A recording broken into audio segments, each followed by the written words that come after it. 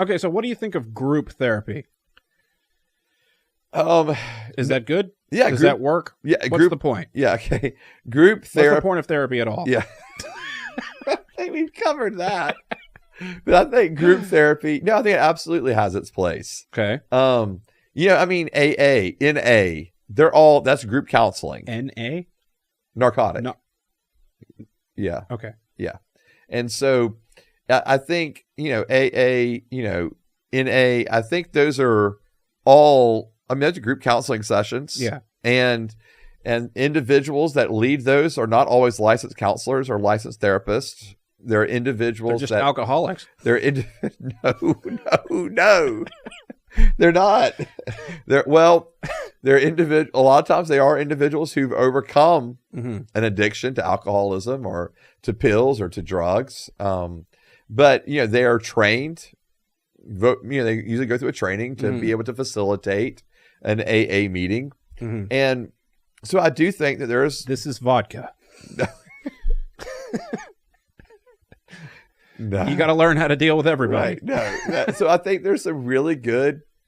I think it's a good point in that, in being able to say, hey, this is who I am, and this is what I'm dealing with, and and to have an accountability, right? Okay. And so I do think there can be very good benefits to group counseling, to group therapy. The only downside is if you're dealing with something really.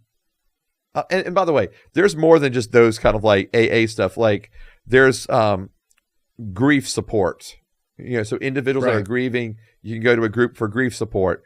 There's individuals that are dealing with, anger management, right? Like there's, how to deal with your anger. That there's groups that you can go to for that. That's a scary room. That can be a scary room. Yeah, if you got a whole group of people that are struggling with their anger, right? But they can be really effective too, and the groups can be. One that our church is kind of looking into and finding out more about is actually like for those that are caretakers of individuals that have dementia, and so oh yeah, everyone in your church is old. Well, not everyone in our church is old, Nate. And just because you're old doesn't mean you have dementia. Oh, yeah. Yeah. But for individuals that do, it's a big deal, right? When they're starting, if you're you're a spouse most often, or you can be a child that's dealing with a parent, or you're dealing with a spouse that is developing Alzheimer's or is going through, there's several different types of dementia. You're going through that. You're really kind of, like you would go through the loss of a loved one twice. They will stop being the person you've always known them as, and then they will eventually have their own physical death. And so it's like two losses there.